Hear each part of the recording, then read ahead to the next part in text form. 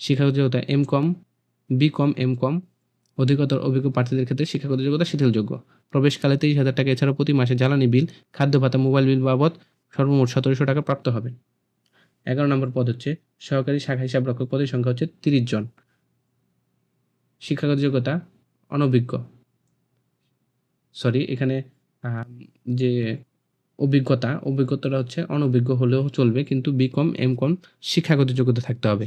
প্রথম 3 মাস প্রশিক্ষণকালে 16,000 টাকা, পরবর্তী 6 মাস প্রবেশকালে 20,000 টাকা। এছাড়াও প্রতি মাস জ্বালানি বিল, খাদ্য বিল, ভাতা এবং মোবাইল বিল বাবদ মোট 1,500 টাকা প্রাপ্ত হবেন। 12 নম্বর পদ হচ্ছে সিনিয়র ফিল্ড অফিসার, পদের সংখ্যা হচ্ছে 150 জন। এর জন্য অভিজ্ঞতা হচ্ছে এমআরআই সনদপ্রাপ্ত যে কোনো জাতীয় পর্যায়ে এনজিওতে ঋণ কর্মসূচিতে স্বপদে কমপক্ষে 2 থেকে 3 বছর কাজের বাস্তব অভিজ্ঞতা থাকতে হবে। শিক্ষাগত যোগ্যতা হচ্ছে স্নাতক বা সমমান স্নাতকোত্তর। অধিকতর অভিজ্ঞ প্রার্থীদের ক্ষেত্রে শিক্ষাগত যোগ্যতা শিথিলযোগ্য। প্রবেশকালে 23,000 টাকা এছাড়াও প্রতি মাসে জ্বালানি বিল, খাদ্য ভাতা এবং মোবাইল বিল বাবদ সর্বমোট 2,100 টাকা প্রাপ্ত হবেন।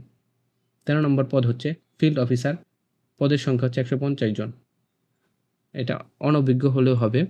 শিক্ষাগত যোগ্যতা হচ্ছে এসএসসি, স্নাতক বা স্নাতকোত্তর। প্রথম 3 মাস প্রশিক্ষণকালে 18,000 টাকা, পরবর্তী 6 মাস প্রবেশকালে 20,000 টাকা। এছাড়া প্রতি মাসে জ্বালানি বিল, খাদ্য ভাতা এবং মোবাইল বিল বাবদ সর্বমোট 1,600 টাকা। লক্ষ্যমাত্রা অর্জন সাপেক্ষে ত্রিমাসিক ভিত্তিতে 9,000 টাকা ইনসেন্টিভ পাওয়ার সুযোগ রয়েছে।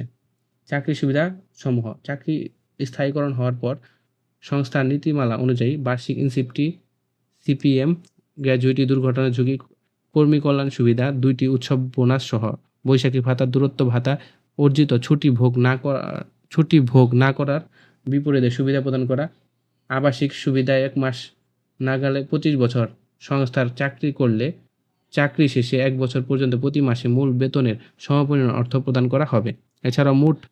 এছাড়া মোটর সাইকেল ও ল্যাপটপ ঋণ সহ অন্যান্য ঋণ সুবিধা বিদ্যমান এবং কাজের মূল্যায়নের ভিত্তিতে বিভিন্ন ধরনের প্রণোদনা, ইনসেন্টিভ ও পদোন্নতি প্রদান করা হয়। 1, 2, 3, 4, 5, 6, 7, 8, 9, 10, 12 নম্বর পদের প্রবেশনাকাল 6 মাস এবং 11, 13 নম্বর পদে 3 মাস প্রশিক্ষণকাল ও 6 মাস প্রশিক্ষণ ও প্রবেশকাল সন্তোষজনকভাবে সমাপ্ত হলে চাকরিরত স্থায়ীকরণ হবে।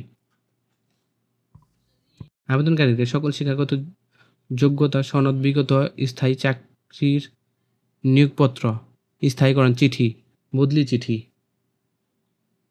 বেতন শীটের কপি, নাগরিক সনদপত্র, জাতীয় পরিচয়পত্র, জন্ম সনদ সহ উল্লেখিত সকল কাগজপত্রের সত্যায়িত ফটোকপি সদ্য তোলা